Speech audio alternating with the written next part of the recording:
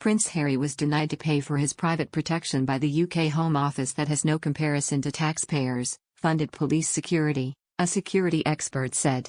Prince Harry filed a judicial review against the Home Office after being denied permission to pay for himself and his family's private security. Security expert Richard J. Atrick that there is no comparison between the private police protection the Duke is using in the US and the government, provided detail the UK can offer.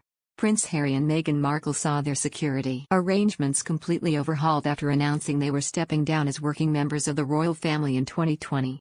The director of operations for Mobius International Security told Roy Lias, cost alone shouldn't be based solely on his role within the family and the taxpayers funded that service. Besides the fact that Harry has now removed that argument in its entirety. Hess offered to pay police protection so the UK government can't turn around and say the UK taxpayer isn't actually now going to fund this because you're no longer providing a service to the people.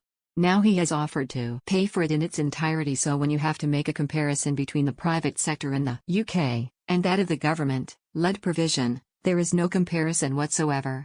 And we're not just discussing the differences between manpower from a government police protection provision and that sort of private sector. He added, if Harry came home to the UK and he received private sector-only security, that security is compounded by not only the lack of competence and performance on the ground generally by those individuals but also the fact that you don't have the usual intelligence flows.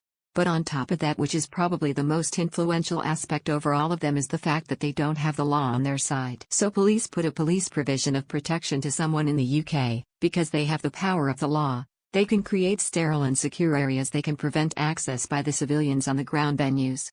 They can control traffic flow and they can go whatever speed they like, they can stop traffic. I mean, just this in itself reduces the risk to threat quite considerably.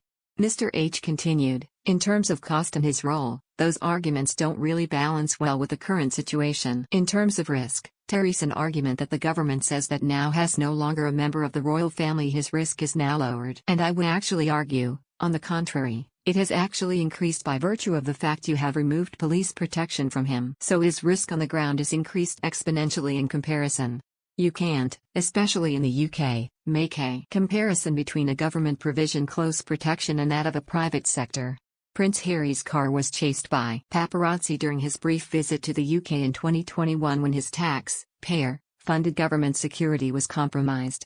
Prince Harry has argued that private protection in the US doesn't have jurisdiction or access to UK intelligence, which was imperative to keep his family safe in the UK.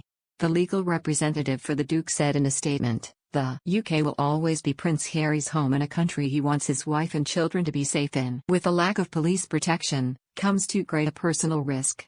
The representative added, the Duke and Duchess of Sussex personally fund a private security team for their family, yet that security cannot replicate the necessary police protection needed whilst in the UK. In the absence of such protection, Prince Harry and his family are unable to return to his home.